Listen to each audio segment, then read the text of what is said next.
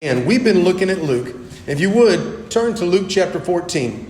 And here we've been going over every chapter. We've been putting it alphabetically. So hopefully we can remember what's in the book of Luke.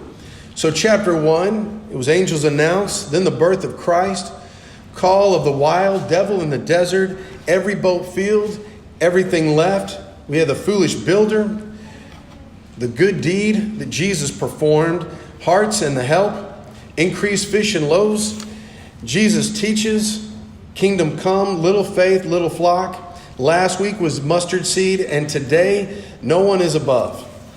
And it is so often in our world, man, people just want to be first. They want to be above everything. It's about a power struggle. Politicians get in it, sadly, not to end up being a public servant a lot of times, but to have power and prestige. And Jesus teaches something completely different here. And so, looking at the fact that no one is above, you see in chapter 14, verse 1, it said, on Sabbath. Now, on Sabbath is one of those situations where this is a Saturday. This is the day they were supposed to keep holy. Now, knowing this, there's many times Jesus performed miracles on Sabbath. If you looked over in Luke chapter 4, you see two of them taken care of there. He removes a demon from one man, and he heals Simon's mother-in-law, or Peter's mother-in-law. And in chapter 6, he goes and he heals a man who has a withered hand. And last week, we looked at chapter 13, and he heals this woman who was bent over that couldn't straighten up. So this is not unusual for him to heal on a Sabbath. And so on a Sabbath, it says he went to dine at the house of the ruler of the Pharisees.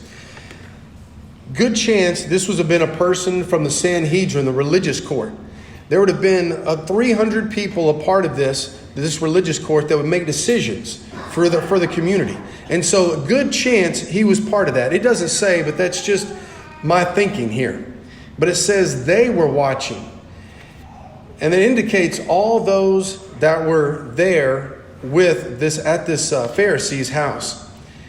It mentions in verse 3 there were lawyers and Pharisees. So all these people, not lawyers like we think today, but people that really were knowledgeable of the old law. They were people that could really dissect that. So you have these lawyers and Pharisees, and it says they're watching carefully. Now, this is not watching just to see what Jesus is going to do next, like you and I would. This is watching with wanting to see what he's going to do. You know, you don't have the clearest and the purest of motives is what this word is indicating. You're just watching him closely, seeing what he's going to do. And so, possibly, to see if we can trap him. Wanted to see what he's going to do. And the thing about it is, Jesus understands. He knows everything. In John chapter 2, it says he knows the heart of man. In Luke chapter 6, he says he knows the thoughts of man. So he knows exactly what's going on. You're not going to catch him flat-footed. And so as they are watching him carefully, it says this man had dropsy in verse 2. Now dropsy, it's retaining of water. And so most likely this person's face would have been full of fluid.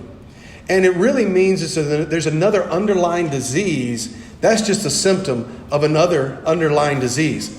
So tradition says it was some type of a sexual cause. And some say that it was that there were no bowel movements, and that's the reason why. But whatever, and some would also say it comes right as leprosy is about to be diagnosed with leprosy. You start getting full in the face and retaining water. But whatever, we know that there is a disease, a real disease that's going on. And so we can see the symptom. If you'd have been there that day, you'd have seen the symptom. This man's face just overflowing, full, contained with water. And so some watch Christ. They're watching to find a way to disprove, to discredit, to dismiss. And some watch Christ in order to imitate. And so for us, we should be watching Christ in order to imitate. It shouldn't be of how we can look and how we can get around as some, we mentioned lawyers, as some lawyers today, there's got to be a loophole in here somewhere. You know, we need to look so we can imitate.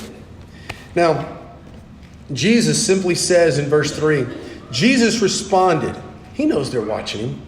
He responded to the lawyers and the Pharisees saying, is it lawful to heal on the Sabbath or not? So he just asked them a question. He's already been healing on the Sabbath, other Sabbath days. And so he's asking them because this has been a big deal. And so with this, in verse 4, they just remained silent. There was nothing that they could say. He just hushed the crowd. It's very similar when a person gets sent to the principal's office. They're big and bold, and they'll go to the principal's office. Somehow they just get real quiet. It's sometimes when you have that certain person come in the lunchroom, when you're talking about, whatever, and the boss comes in, all of a sudden everybody stops laughing and talking because the boss is there. Certain bosses, that is. But there's some people that can just silence a crowd. Jesus silenced a crowd with just a simple question. A very simple question. Can you do good on this particular day or not? That's all he asked. Can you do good? Can you heal someone on a Sabbath day? And so it just led to their silence. It's amazing. They were looking at Mark chapter 7 and 8 talks about you chose tradition over the commandments of God. And in verse 6 of Mark chapter 7, it says, I prefer, you to give to me, but your honor is just lip service. Your heart is far away from me. And so knowing that, think about, we can honor him with our lips, and our hearts can be far away. We can pray, we can have long prayers. Makes you think that you're more spiritual than maybe a person with a short prayer. We can put some big words in it too. We can put some words in it that we get from the Bible. We can make it all big and just spectacular. And when we've done praying, people think, man, that's a good prayer. Man, that guy does a good job. But our hearts could be far from God. We just now sang. But our hearts could be far from God. We sit there and we have an opportunity to read God's word today, in class and right now as we're going through. But our hearts could be totally far from God. We had an opportunity to give, but our hearts could be totally from God, totally far away. We had an opportunity to take the Lord's Supper, to think about Jesus. That's the one thing he says when we're doing it. I just want you to do one thing. I just want you to think about me and what I did for you. We could have done that just, perfect order and get the right amount of cracker there and the right amount of juice, but our hearts could be far from. We could do a lot of things. We could be in attendance today. That's a good thing to be here. Have an opportunity to worship. But our hearts could be far from him. He says here in Mark chapter 7 verse 6, you honor me with your lips. In other words, you just give me lip service. But your hearts, they're far from me. He's dealing with the same type of people in chapter 14. Because they're sitting there and they're just watching these things take place. And they're choosing tradition over the commandments of God. They're choosing things that ought not be chosen. They're choosing to harass Jesus when they should be honoring him. The fact that he is healing a person who has a disease. He's not just curing the symptom. He's healing disease behind the symptom. And so here, you think about the things that we choose over Christ. They chose their tradition over Jesus. And what do we choose? Sometimes maybe it is tradition. But what do we choose? Sometimes we choose family over Christ. We hold them up to a pedestal, and we do more for family than we do for Christ. Sometimes, we worship family members, kids. Want to make sure they have everything they need. They don't want for anything. Sometimes we choose entertainment over Christ. Sometimes we're choosing pleasure, leisure. Sometimes it's work over Christ. Sometimes it's just a mindless activity. You ever seen someone just sitting there and they're just playing with their phone? And you look around, they're just playing some little game, just some little mindless thing. Sometimes we so focus on that. I can't imagine, focusing on those types of things when we know we've got the best thing right here. We have a chance to learn more about him, to be able to imitate him. There was this one lady, Candy Crush. I don't know if it's big anymore or not, but there's this one lady, she's big on Candy Crush. So she's playing it. She was getting after it. And I've seen some heads turn around, so maybe you know some people that are in it. Maybe it's you, I don't know. But this is not about you. I'm not talking about you. I don't know what you do. But this lady, she's playing Candy Crush. So she's getting after, she's crushing it. And so eventually, you only can go so long apparently, and then, you have to wait, and then you can play a little bit later on. Well, she got into it. And they look for people like her, because then she had to start putting money on it. You had to start investing in this game so you can keep playing. So I don't want to wait. I can't wait now. And so she played hours and hours and hours. She was a lady that was retired. She had nothing but time. And I'm just sitting there thinking this mindless opportunity that she wasted doing this activity when she has a mind that's amazing, that she could be doing something. But for us, these actions here, he just simply asked a question, is it okay to do it? And they couldn't answer him. And then he takes the man. In verse 4, it says he took him and he healed him. He healed not just the symptom, but the disease behind the symptom. And then he questions them and he says, which of you having a son, in verse 5, or an ox that has fallen into a well on a Sabbath day will not immediately pull him out? So he says, you have a kid, or if you have an ox, you're going to pull him out, aren't you? Of course you are. That'd be the right thing to do. He's saying this is the same thing. If you look over in 1 Peter, I'll give you a second to turn over there. 1 Peter chapter 2. For each one of these points we're going to have a point that 1 Peter talks about. 1 Peter chapter 2. We'll look in verse 12. 1 Peter chapter 2 verse 12 says, keep your conduct among Gentiles honorable. So when they speak against your evildoers, when they speak against you as evildoers, they may see your good deeds and glorify God on the day of visitation. It's about doing good.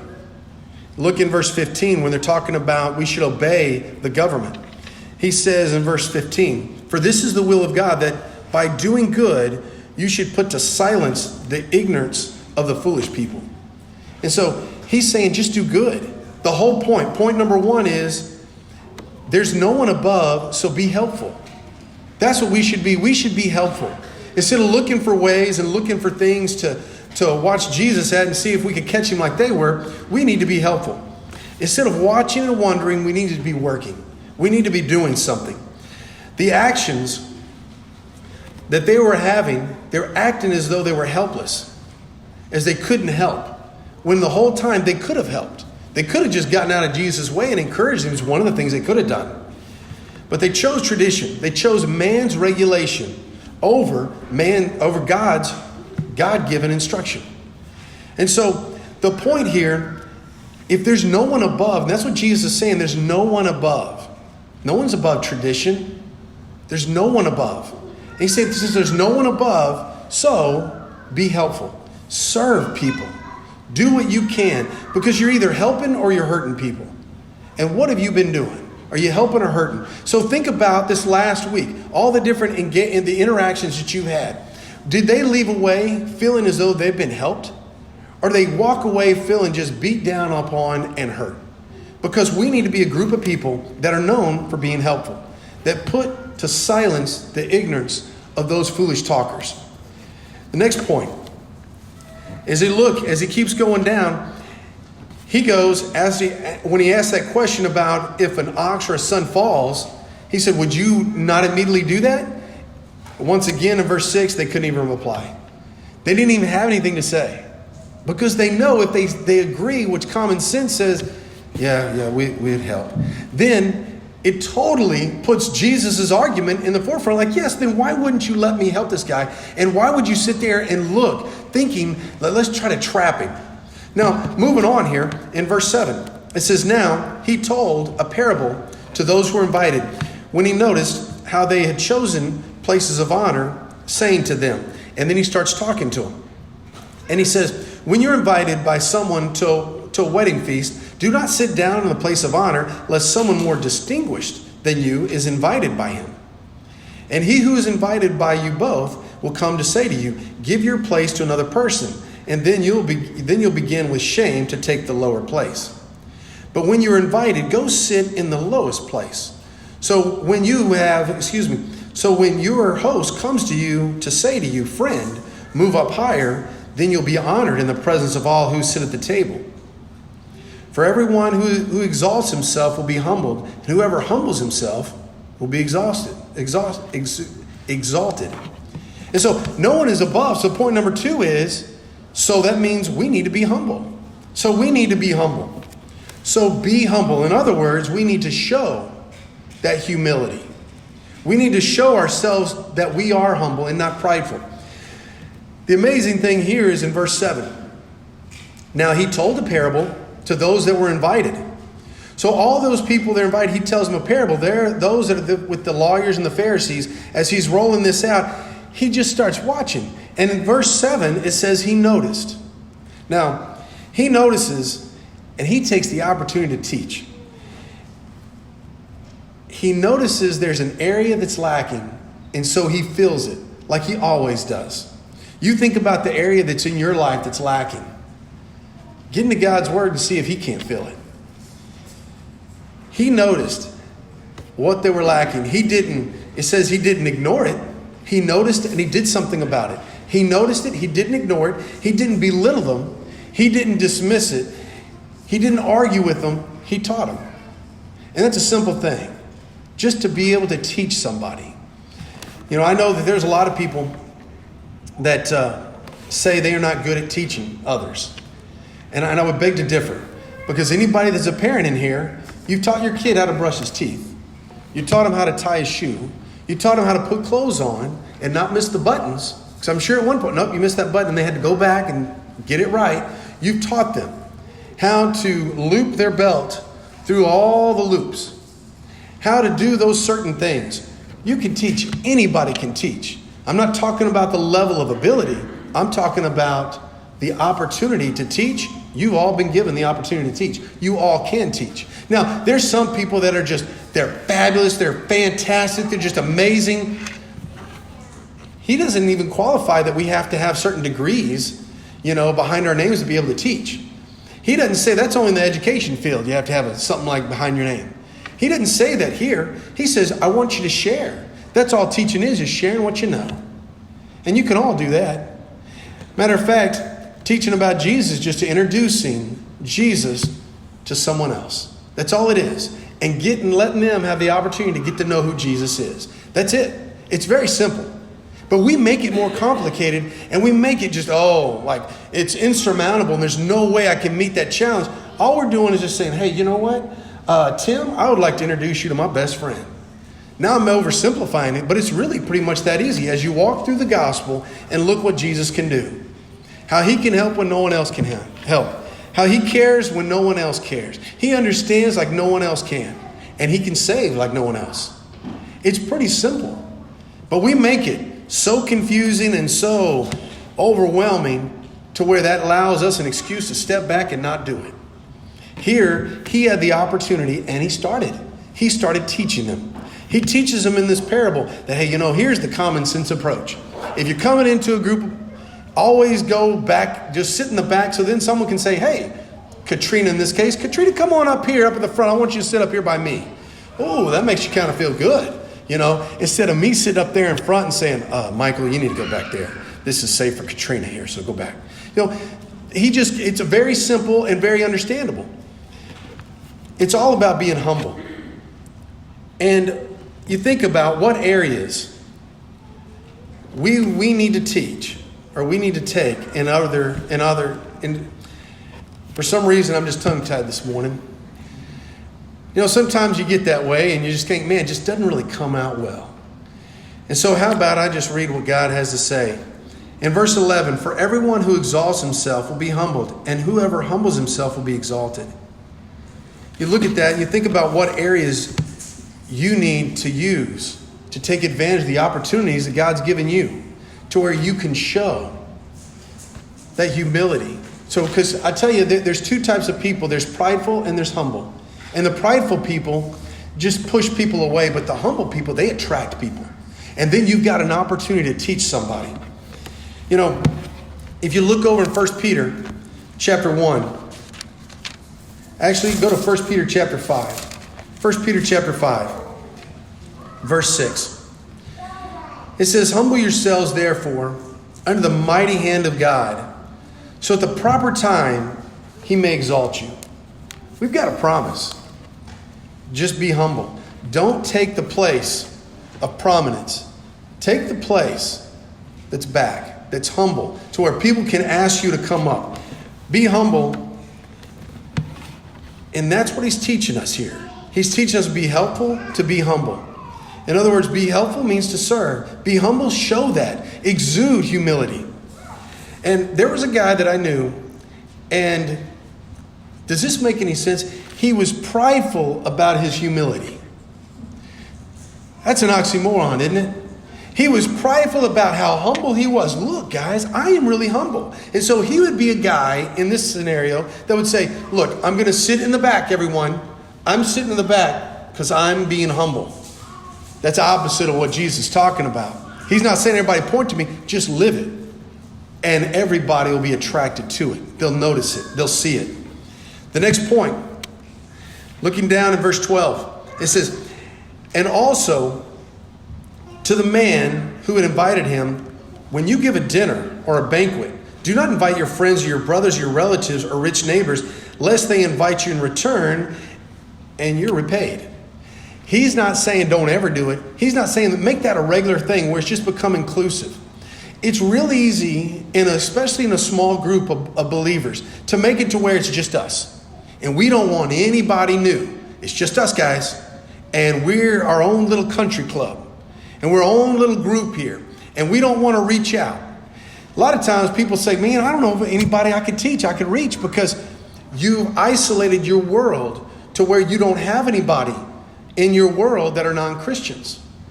And so he's not saying, hey, when you get together, don't invite these people. But he is saying, don't continually invite just these people all by themselves. Because as he goes on, it says, but when, verse 13, but when you give a feast, invite the poor, the crippled, the lame, the blind. And you'll be blessed because they cannot repay you. For you will be repaid at the resurrection of the just. Point number 3 is he's saying be hospitable. In other words, share. He says he wants you to serve, he wants you to show, he wants you to share. He wants you to help. He wants you to be humble, and he wants you to be hospitable. Those are the points he's trying to teach these people while he's a dinner guest. Now, it's not about just not inviting these same people over and over again, where there's no outreach opportunities, there's no one that you can reach. But he's saying, invite the people that others would normally not invite. Invite the people that, as you look at it, those that have less than you. Invite them. They're not going to be able to repay you. Invite them. Invite those people that have issues. You know what I'm talking about. I need to talk about, go through all the issues. There are people with issues. We've got our own issues. But we're comfortable with our issues. We may not be comfortable with someone else's issues. Invite them over. We need to be able to invite those people that are struggling. We have our own struggles. And sometimes we get used to each other's struggles. But we need to invite other people that have less, that have their own issues, their own struggles. We need to be an inclusive, not an exclusive. An inclusive, all can come. That's what he's saying here. In Acts chapter 20, verse 35, it's more blessed to give than to receive. We know that's the case, but in 1 Peter chapter 4, verse 9, he says, and this is a tough one we've mentioned before, show hospitality to one another without grumbling. Be welcoming. That's what he told them. He said, when you guys get together, and he's telling this to the guy that set up the dinner. He said, you got all your buddies, all your lawyers, all your other Pharisee buddies, you're all together. But I'm telling you, you need to invite everybody else too. Because there's some good news that we need to share about Jesus. I look at the fact that there was a good possibility that while they were all coming together, that this man that had dropsy would have come by and just passed by, and they would have seen him. And then these Pharisees might have just sat there and just watched. Well, he's healed on the past. Let's see if he's going to do it today. Just watching with bad motives. I don't think that this man particularly was invited. I think that he was a guy that just kind of came along as Jesus goes, people just kind of follow and gravitate to him. So as they're setting up this meal, he might have just been a passerby.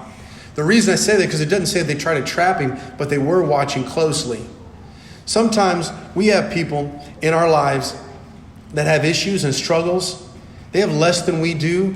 Things aren't just the way they are with us. And sometimes we kind of keep them at arm's length.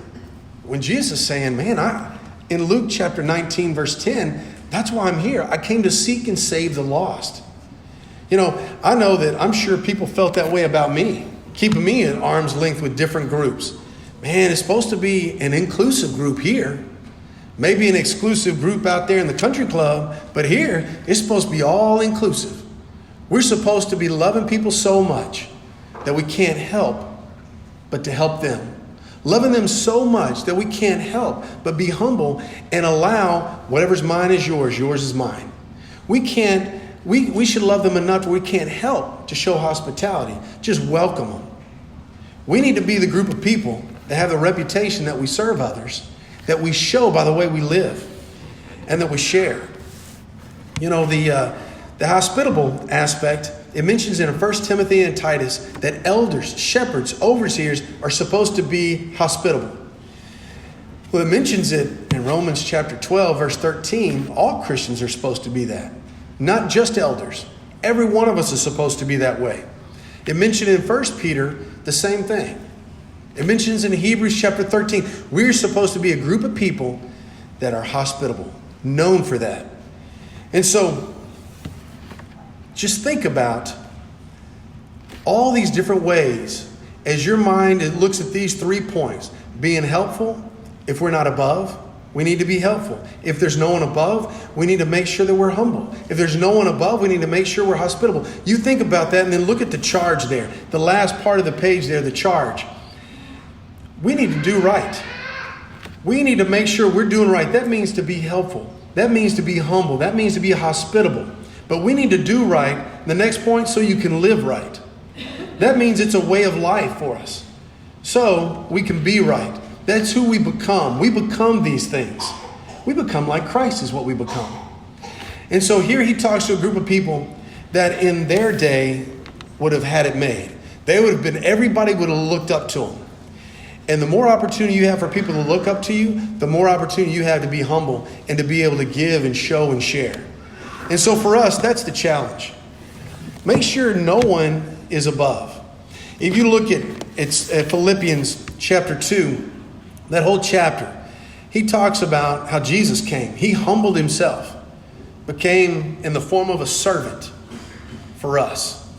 And he says later on in that verse, he says, I send Timothy because he looks at your own interests, not his own. He thinks about your interests first. And that's the challenge for us, to think about others before we think about ourselves. Because no one is above. Jesus came amazing. Jesus came not just to die for you, but to die for every other person that's lost and needing salvation. And it's up to us to be able to share that. Whatever your need, as far as you need prayers, let us know what we can do for you. If there's something that we need to hold you accountable, to help you, to encourage you, not to beat you down, but to encourage you, let us know so we can help you. Because this family, the goal here, this spiritual family is for everyone to get to heaven together. It's all about all of us getting there. Not just one or just a few, but all of us getting to heaven. And if you haven't put Christ on in baptism, that means you hadn't had your sins washed away, as it talks about in Acts chapter 22, verse 16. That means you haven't had a chance to start over.